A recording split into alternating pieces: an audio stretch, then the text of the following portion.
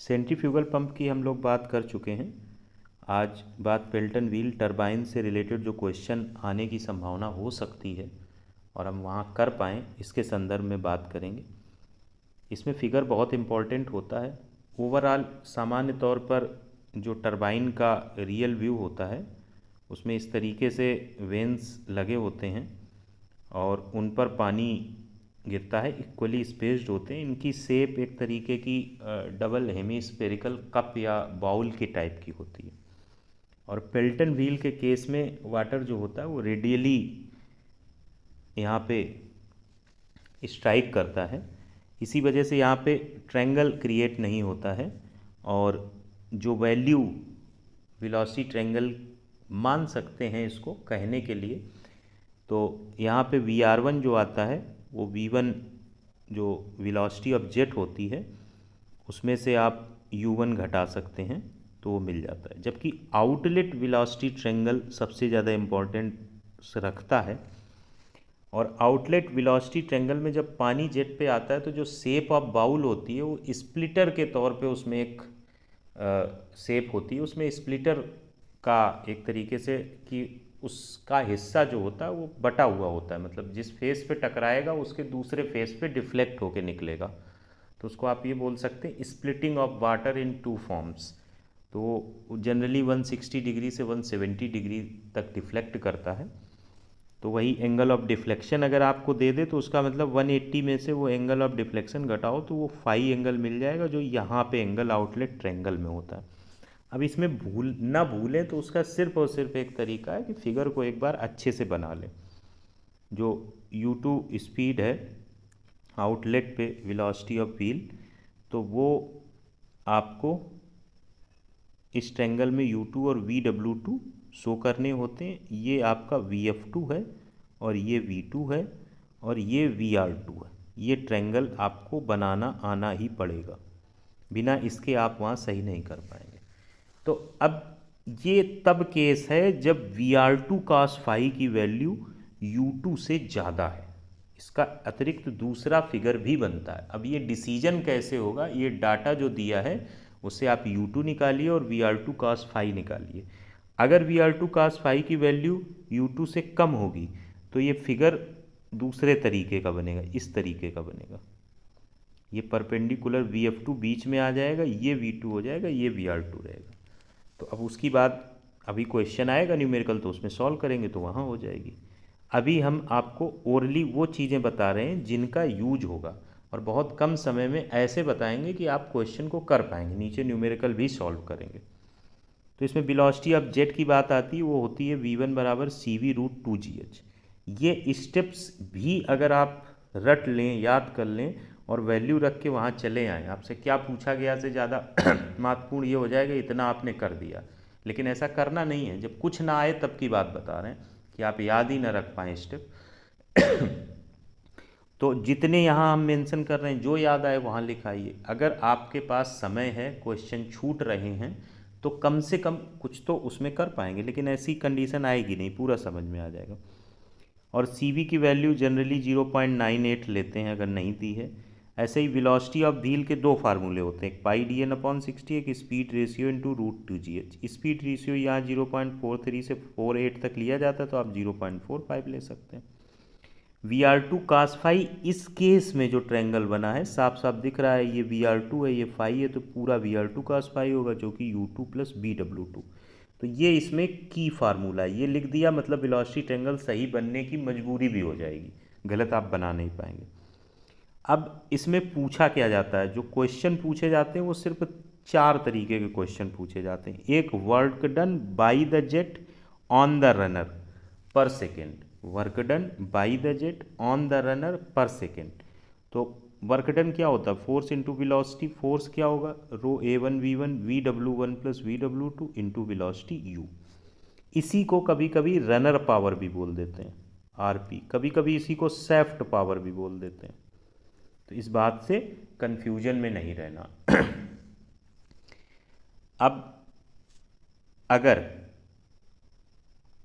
यहाँ पे हम पूछें, अगर वो आपको पूछ दे work done by the jet on the runner per second per unit weight of water, तो इसी वाले में जो ऊपर आया ये फार्मूला आपको याद रखना पड़ेगा, रो ए V1 VW1 plus VW2 into you बटे आप क्या कर देंगे यम जी, वेट ऑफ वाटर। यम किसका, तो रो इंटू ए इंटू V1 इंटू जी, ये यम हो गया, ये जी हो गया, ये कैंसिल हो जाएगा, तो VW1 plus VW2 into you upon g. ये तब आएगा जब क्या कह दिया जाए कि पर यूनिट वेट ऑफ वाटर, लेकिन ये जनरली नहीं कहा जाएगा। सेंट्रीफ्यूगल पंप में ऐसा पूछा जाता है, इसमें पर यूनिट वेट नहीं पूछते। तो ये फार्मूला पहला है जिसका इम्प्लीमेंटेशन करेंगे तो नंबर आपको मिलेंगे। 20 का होगा तो 10 नंबर ये पूछेगा।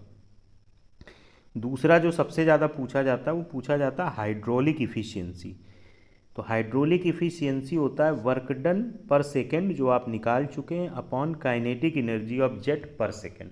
काइनेटिक एनर्जी हाफ mv² होती है, यम रो ए V1 हम बात कर ही चुके हैं, यम बराबर VD से वही बात। तो अब रो ए V1 जो यहाँ से आपने काइनेटिक एनर्जी मेंशन की, इधर आपने ये फार्मूला मेंशन किया, दोनों की वैल्यू से आप जब कैंसिल करेंगे रो ए V1 तो ये फार्मूला आ जाएगा हाइड्रोलिक इफ़िशियंसी का, जो डायरेक्टली यूज होता है, जो कि डायरेक्टली यूज होता है, जो रेड कलर में है ये डायरेक्टली यूज होता है 2 times VW1 plus VW2 into you upon V1²। अभी छोटा अगर दिख रहा हो तो हम PDF भी डाल देंगे ताकि आप उस चीज़ को और अच्छे से याद रख पाएँ। तो ये फार्मूला बहुत जगह यूज होता है, देखेंगे। इसी वर्जन में अगर VW1 और VW2 की वैल्यू हम रखते हैं, कैसे रखेंगे? VW1 अभी हमने ऊपर डिस्कस किया है, कहाँ से आएगा? VW1 कुछ और नहीं है, V1 ही है ना। और VW2 कुछ और नहीं है, यहाँ से VR2 cos phi minus U2, और VR2 कुछ और नहीं है, VR1 है, VR1 कुछ और नहीं है, V1 माइनस U1 है। तो V1 U1 और V2 के फॉर्मेट में अगर हम VW1 VW2 को हटा दें तो फार्मूला हमें इस फॉर्मेट का मिलता है 2 times V1 minus U 1 plus cos phi into you upon V1²। समय की बचत करने के लिए अगर फाई की वैल्यू दी है, V1U आसानी से निकल रहा है, तो आप ये भी फार्मूला लगाएंगे, चाहे इससे निकालें चाहे इससे निकालें, क्वेश्चन सही ही माना जाना चाहिए। अब एग्जामिनर को अगर लगातार 10 कॉपी इस फार्मूले से देखने को मिल जाएंगी, अचानक से ये फार्मूला लिखा मिलेगा, तो वो हो सकता है कि आपको कम नंबर दे दे, लेकिन अगर आंसर वही आ रहा है तो कतई कम नंबर उसे नहीं देने चाहिए। और यही सब डेस्टिनी वगैरह की बातें होती हैं कि अगर हमने ये लिखा होता तो हमें नंबर ज़्यादा मिले होते, तो वो अप्रासंगिक बात है।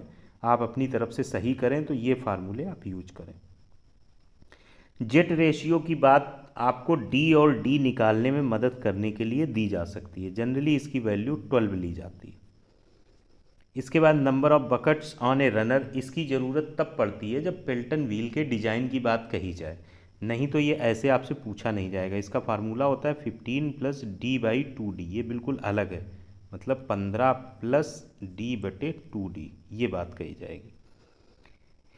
इसके बाद वर्क डन, हाइड्रोलिक इफ़िशियंसी और पावर बहुत पूछा जाता है, और पावर कुछ और नहीं है, वर्क डन पर सेकेंड अगर निकाल लिया तो उसी में 1000 का भाग दे दो, तो ऊपर वाला जो फार्मूला है उसमें 1000 का भाग दे दो, पावर आ जाएगी, तो इसकी कोई हेडक नहीं लेनी। कभी कभी power available at the nozzle पूछी जाती है, तो वो फार्मूला जो आपका है वो रनर पावर के लिए, power available at the nozzle में आप ये फार्मूला लगाइए, rho g Q H upon 1000। Q की जगह ए इंटू वी भी यूज कर सकते हैं, और ऐसे क्वेश्चन पूछे गए इसलिए हमने ये भी इसमें पॉइंट रख दिया है। ओवरऑल इफिशियंसी अगर मेंशन हो तो ओवरऑल इफिशियंसी होता है सेफ्ट पावर बटे वाटर पावर। वाटर पावर का फार्मूला ये दिया है, सेफ्ट पावर यही है जो अभी ऊपर हमने RP/SP करके लिखा था, ये सेफ्ट पावर अपॉन में 1000 करना पड़ेगा, ये वर्क डन है ना। तो ये work done by the jet है, इसी को अपॉन 1000 कर देंगे तो रनर पावर या सेफ्ट पावर हो जाए।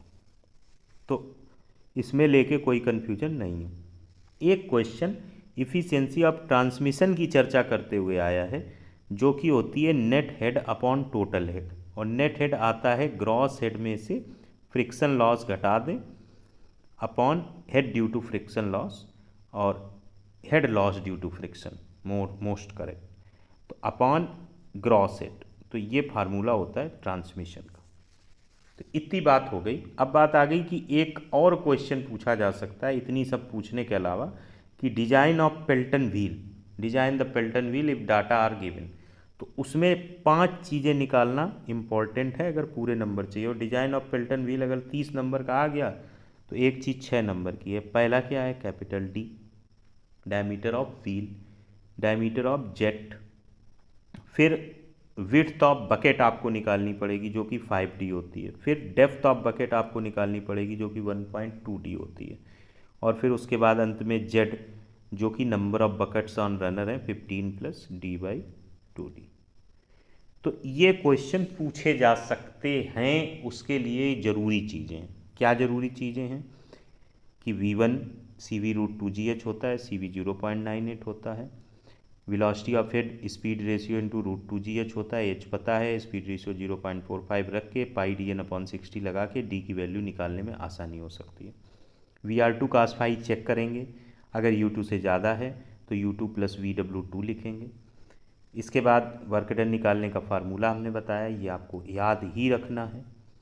इसके बाद हाइड्रोलिक एफिशिएंसी की बात बताई जो 2 फॉर्मेट में है, फाई की वैल्यू में है, इन जनरल है। पावर की बात की, डिजाइन ऑफ पेल्टन व्हील। अब इम्प्लीमेंटेशन करते हैं क्वेश्चंस के थ्रू। बहुत आसानी से क्वेश्चन लगेगा, आपको घबराने की ज़रूरत नहीं।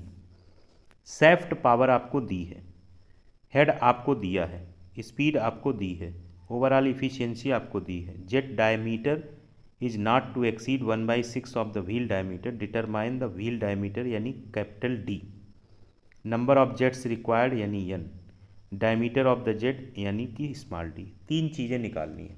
अब देखना, अगर हम इसकी दी गई इस चीज़ को सत्य मान लें, मतलब जो नंबर ऑफ जो jet diameter is not to exceed लिखा है, इस बात को हम ये मान लेते हैं कि ये एक तरीके से जेट डायमीटर यानी डी को हम ये मान लेते हैं, हम क्रिटिकल कंडीशन ले लेते हैं, ऐसा है d = D/6। तो अगर हम एक चीज़ निकाल लें तो हमें दूसरी चीज़ निकालने में कोई दिक्कत टेक्निकली नहीं आनी चाहिए।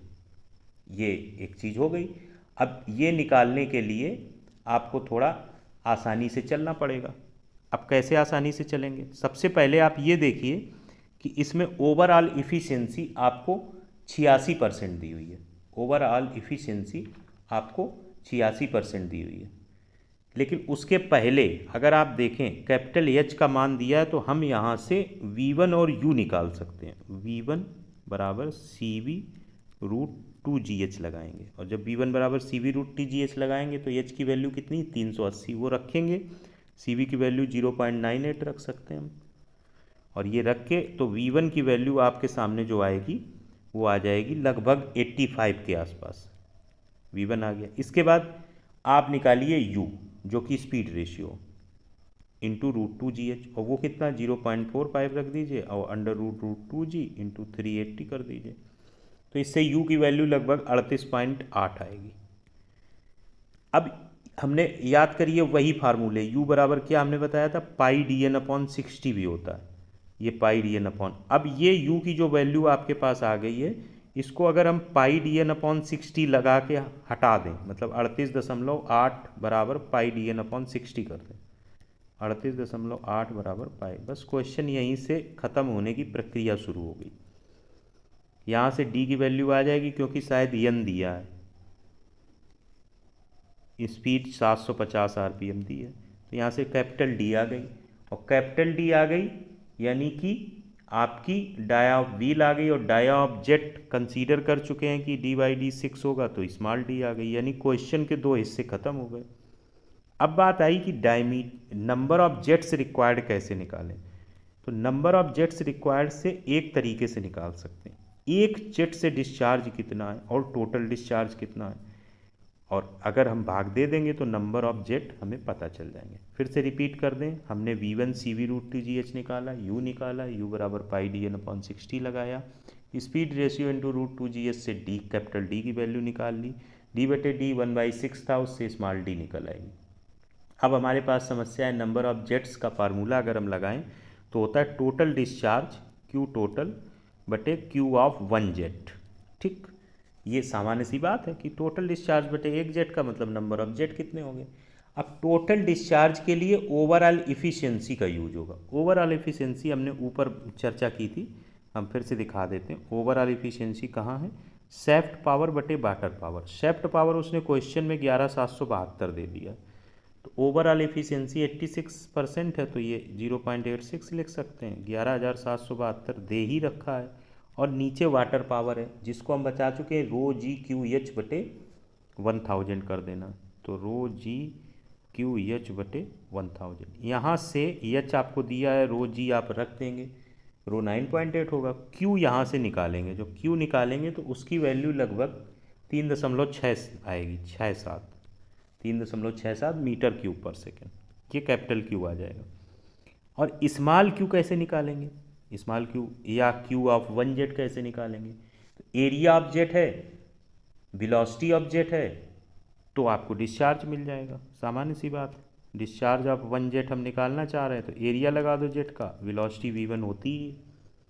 और वेलोसिटी ऑफ जेट निकाल ही चुके हम, v1 85 के आसपास आई थी लगभग, तो 85 गुणा और एरिया क्या होगा, π/4 डी स्क्वायर। और डी स्क्वायर कौन आएगा, जेट की डायमीटर इंटू 85, और इसका आपस में भाग दे देना, तो लगभग ये 3.67 है, वो लगभग 1.81 आएगा।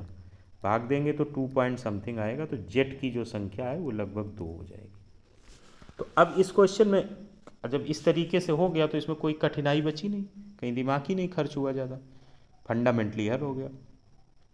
फिर है discharge of a Pelton wheel turbine is 5 metre cube per second at a head of 300 metre at the nozzle.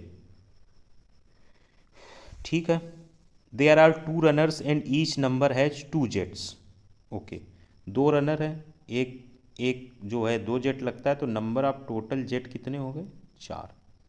Q आपको कितना दे दिया, 5। Discharge of a Pelton wheel turbine, तो अगर एक जेट का हमें डिस्चार्ज निकालना हो, स्मॉल क्यू जिसकी अभी हमने ऊपर चर्चा की थी, तो अपने आप आपको फील हो जाएगा 5/4 हो जाएगा, जो कि 1.25 होगा। अब यहाँ का बेनिफिट देखो, अभी हमने AV1 लगाया था, यानी π/4 डी स्क्वायर एरिया हो गया इंटू V1 बराबर 1.25।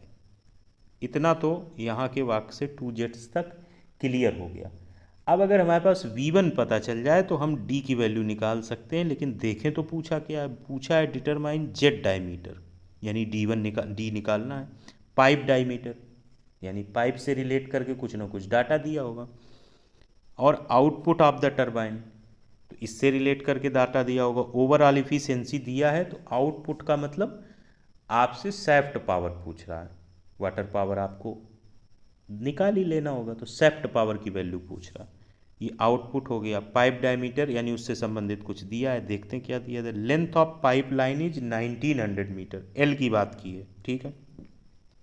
Efficiency of transmission for the pipe, efficiency की बात करो तो हमने क्या कहा था, Hg माइनस HF बटे Hg। ठीक, ये बात क्लियर हुई। तो ये आपको दे रखी है Hg माइनस HF बटे Hg, और जो 300 मीटर ये दिया है, ये Hg की तरह ट्रीट किया जाएगा।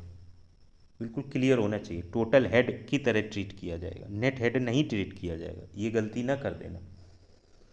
तो जब Hg माइनस HF बटे Hg करेंगे तो आपका आएगा 300 माइनस HF बटे 300 बराबर, ये कितना दिया है, 90%, यानी 0.9। तो ये आ जाएगा 9 × 27 270। तो HF जो आएगा वो 30 मीटर आ जाएगा, HF जो आएगा वो 30 मीटर आ जाएगा, HF आ जाएगा 30 मीटर, HF यहाँ से आ जाएगा 30 मीटर। ठीक, अब HF 30 मीटर आ गया, L 1900 दिया है, और आपसे वैल्यू पूछ रहा है किसकी, आपसे वैल्यू पूछ रहा है जेट डायमीटर, पाइप डायमीटर की। पाइप डायमीटर निकालने के लिए वही HF बराबर 4FLV square upon D into 2G वो लगा दीजिए, या FLQ स्क्वायर अपॉन 12.1 D की पावर 5 सबसे अच्छा, FL/Q² अपॉन 12.1 D⁵ बराबर HF लगा दीजिए, वही कन्वर्ट होके आ जाता, V की वैल्यू रख देते हैं 12.1 D⁵। एफ की वैल्यू नहीं दी है, एफ की वैल्यू रख सकते हैं, फ्रिक्शन फैक्टर आपको दिया है, वैल्यू रख सकते हैं। और उसके बाद आप जब वैल्यू Q की 5 दी ही है तो यहाँ से D⁵ ये डायमीटर पाइप की पता चल जाएगी, लगभग 0.98 मीटर आएगी, डायमीटर 0.98 मीटर। अच्छा, कहीं कहीं बुक में जो फार्मूला है ओवरऑल इसका पावर ट्रांसमिशन का इफ़िशियंसी का, ये कहीं कहीं सही नहीं दिया है, तो उसको अपना याद रखिए, Hg माइनस HF बटे Hg होता है, कहीं कहीं गलत लिख दिया, वो सही नहीं है एग्जैक्टली। तो इस तरीके से यहाँ से डायमीटर आ जाएगी। अब आउटपुट ऑफ द टरबाइन निकालने की बात है, तो output of the turbine overall efficiency से निकलेगा जो कि 85% है।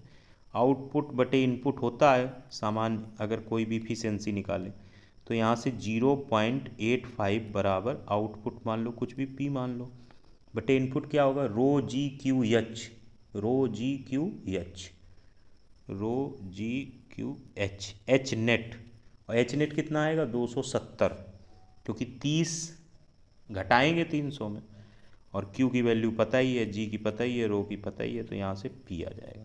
इस तरीके से ये क्वेश्चन लग गया। इसके बाद ये क्वेश्चन हमने दिया था टेस्ट में, और क्वेश्चन का सलूशन भी मेंशन कर दिया। ये क्वेश्चन थोड़ा सा हट के है, गलतियाँ वहाँ हो सकती हैं। कैसे हट के है, अगर आप देखें तो power given by the jet of water पूछा है, यानी कि फार्मूला तो हमें ठीक ठाक दिख रहा है कि क्या लगेगा, लेकिन यहाँ पे प्लस नहीं आता है, माइनस आता है। तो जो हमने फार्मूला वर्क डन वाला लिखाया था, तो जो अच्छी बुक्स होंगी वहाँ पे यहाँ पे जो फार्मूला है इस जगह ये प्लस माइनस होता है, और माइनस कब लगता है, जब Br2 cos φ U2 से कम हो। ये जो Br2 cos φ बराबर U2 प्लस Bw2 लिखा है, ये वैलिड नहीं रहता वहाँ पे, वो U2 से कम हो जाए इसकी वैल्यू, तो U2 से कम हो जाए तो फार्मूला हो जाता है U2 माइनस Bw2, और ट्रायंगल का जो फॉर्मेट होता है वो ये बन जाता है जो हमने इस क्वेश्चन में बनाया है। क्वेश्चन में पावर आपसे पूछी है, Pelton wheel tangential velocity 20 metre पर सेकेंड है, net head on the turbine 50 metre है, डिस्चार्ज आपको दिया है, साइड क्लियरेंस एंगल ये वाला 15 डिग्री दिया है, CV की वैल्यू ले सकते हैं। यहाँ पे जो सबसे महत्वपूर्ण बात है वो जब आप Br2 cos φ की वैल्यू कैलकुलेट करेंगे, Br2 कुछ और नहीं Br1 होता है सिमिट्री की वजह से, और Br1 कुछ और नहीं होता है, ये पूरी V1 है, ये U1 है, V1 माइनस U1 होता है, ठीक है। तो U1 कैसे कैलकुलेट करेंगे, U1 आप πdn/60 या आप स्पीड रेशियो इंटू √2GH कर देंगे, H आपको दिया है, स्पीड रेशियो 0.48 लगा देंगे, तो उससे आपको U आ जाएगा। और V1 आप CV√2GH कर सकते हैं, लेकिन टेंजेंशियल वेलोसिटी आपको दी है, ये टेंजेंशियल वेलोसिटी क्या होगा, U1 U2 होगा, U1 की ज़रूरत नहीं है, U1 की ज़रूरत नहीं है, ये U1 U2 आपको दिया, ये 20 दिया है, ठीक, यही U2 भी 20 दिया है, ठीक। अब Br2 जब cos φ आप निकालेंगे तो आप देखेंगे कि इसकी वैल्यू लगभग 13-14 जो भी आएगी 20 से कम आएगी, यानी कि यहाँ जो ट्रायंगल बनेगा उसमें Bf2 यहाँ पे आएगा, V2 यहाँ पे आएगा, Bw2 यहाँ पे आएगा। तो इसलिए इसके फार्मूले में जब आप यूज करेंगे तो W की value ρAV1 Bw1 minus Bw2 use करेंगे इंटू U, और इसमें जब 1000 का भाग दे देंगे तो वहाँ से पावर आ जाएगी। इस क्वेश्चन का सलूशन भी हमने मेंशन किया था, और इस क्वेश्चन से सिर्फ इतना ध्यान रखता है कि ये चीज़ हमें बहुत गौर से देखनी है, Br2 cos φ और U2 की वैल्यू, ठीक है। तो इस तरीके से होपफुली पेल्टन व्हील का क्वेश्चन, ये वैसे हमने एडिशनल दे दिया है, ये यहाँ पूछा नहीं जाएगा, लेकिन फिर भी पता रहना चाहिए। और जो भी बुक में आपका एक क्वेश्चन शायद प्रीवियस ईयर का रह जा रहा है, वो भी बिल्कुल इसी फंडामेंटल तरीके से, और इसमें ये कन्फ्यूजन नहीं होनी चाहिए कि ये फिगर जो बनता है इसमें ये यहाँ रेडियली इसलिए होता है ताकि मैक्सिमम इफ़िशियंसी निकल सके, जबकि जनरल टरबाइन में ऐसे इनलेट बना के दिखाया था हमने ट्रायंगल जब भी चर्चा की थी। तो इसकी पीडीएफ दे देंगे। ये जो 10 से 11 पॉइंट हमने डिस्कस किए हैं, ये सारे जो आपके सामने लिखे हैं, ये एक बार जब अगर आप अपने पास नोट कर लेंगे तो आपको पता चलेगा कि ये वर्क, पावर, इफ़िशियंसी और डिज़ाइन के अलावा कुछ पूछेंगे नहीं। पंप की बात हम पहले भी कर चुके हैं। होपफुली वीडियो आपके लिए ज़रूरी सुविधा या सहूलियत ज़रूर महसूस कराएगा।